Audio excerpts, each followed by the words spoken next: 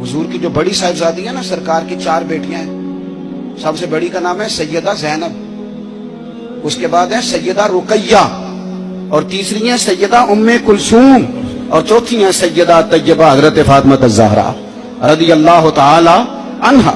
हजरत ज़ैनब आ रही थी मक्का मुकर्रमा से मदीना तैयबा, तो एक शख्स ने ना, काफिर ने उनको नेजा चिबोया घोड़े को, तो घोड़ा तेज भागा, सैयदा ज़ैनब गिर गई, पेट मुबारक में बच्चा था, वो बच्चा भी आपका इंतकाल कर गया। कुछ महीने आप बीमार रही और फिर आप विसाल कर गई।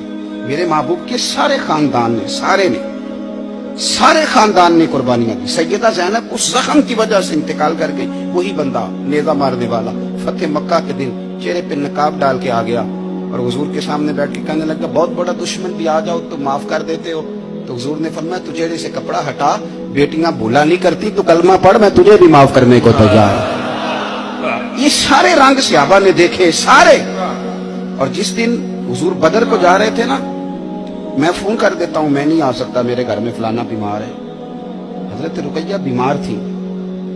हुजूर बदर में जब जा रहे थे तो बेटी के सराहने खड़े थे, तो शहजादी कप रही थी, तो नबी पाक ने हजरत उस्मान को, दामाद को बुला के कहा, उस्मान 2 ही जा सकते हैं, ये मैं जा सकता हूँ, ये तू जा सकता है, मेरी बेटी, मेरी धी बीमार है। हजरत उस्मान ने कहा, नहीं जा सके। बदर में हुजूर जिहाद के लिए गए थे और अपनी बेटी का जनाजा नहीं पढ़ सके।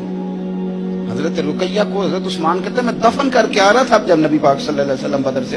ये सारे रंग सहाबा ने देखे, ये सारा अंदाज देखे।